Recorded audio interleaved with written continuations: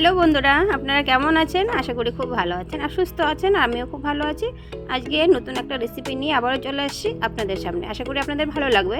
আজকে হবে ডালিয়ার খিচুড়ি।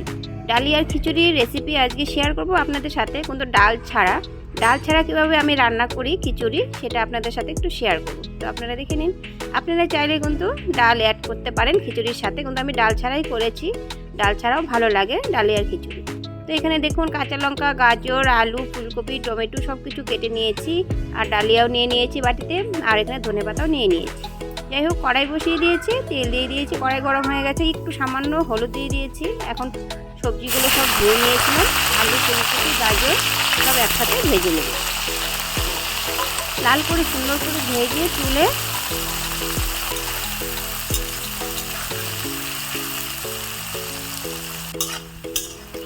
ভাজা হয়ে গেছে।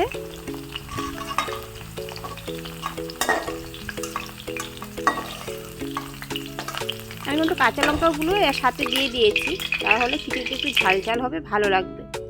আর এখানে দেখুন দিয়েছি গোটা জিরে, দারচিনি, এলাচ, কাজু, দিয়েছি শুকনো লঙ্কা, তেজপাতা, আর দিয়েছি পাঁচফোড়ন, আর দিয়েছি হলো চিলা বাদাম, জিরের গুঁড়ো, ধনের গুঁড়ো দিয়ে দিয়েছি, হলুদ গুঁড়ো দিয়ে দিচ্ছি। দিয়ে দিব ডালিয়া ধুয়ে রেখেছিলাম, ভিজিয়ে রেখেছিলাম, ধুয়ে টুয়ে এটা ছেঁকে আমি দিয়ে দিয়েছি। ভালো করে নাড়াচাড়া করব। একটু আদা ঘষে দিয়ে দিব। সবজি ভাজাগুলো দিয়ে দিয়েছি আর সামান্য একটু আদা দিয়ে দিচ্ছি। আপনারা চাইলে পেস্ট করেও দিতে পারেন, আমি ঘষে দিয়ে দিয়েছি। ভালো করে নাড়াচাড়া করে জল দিয়ে দেব। দিয়ে দিব স্বাদ মতো নুন। নুন ছাড়া ভালো লাগবে না, যত টেস্ট করেই রান্না করি না কেন। 1 লিটার জল দিয়ে দিচ্ছি।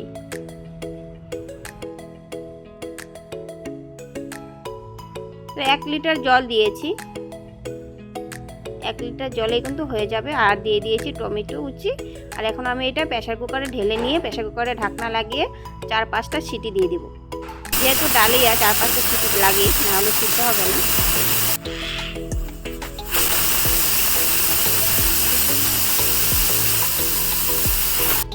তো এখন আমি ঢাকনাটা খুলে নেব। দেখুন সুন্দর কিন্তু সিদ্ধ হয়ে গেছে। আর ধনেপাতা দিয়ে দিয়েছি, খুব সুন্দর সিদ্ধ হয়ে গেছে আর একদম মানে পারফেক্ট হয়ে গেছে। ঘনটাও সুন্দর হয়েছে, একদম বেশি ঘনও হয়নি, বেশি পাতলাও হয়নি। আর সবজিগুলো খুব সুন্দর তুলতুলে করে সিদ্ধ হয়ে গেছে।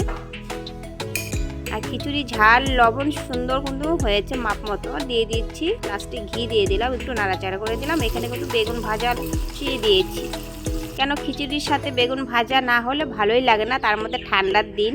আর বেগুন ভাজা বলেন পোড়া বলেন দারুণ লাগে খেতে। তো এখানে লাল করে বেগুনগুলো ভেজে নিলাম। তো বন্ধুরা, তো ডালিয়ার খিচুড়ি রেসিপিটা কেমন হয়েছে, বেগুন ভাজার রেসিপিটা কেমন হয়েছে কমেন্ট করে কিন্তু অবশ্যই বলবেন। তো আপনারা কিন্তু যারা খাননি তারা একবার হলে বানিয়ে খাবেন, দারুণ লাগে, দারুণ খেতে। তো আজকের মতো এখানেই, টাটা, বাই বাই।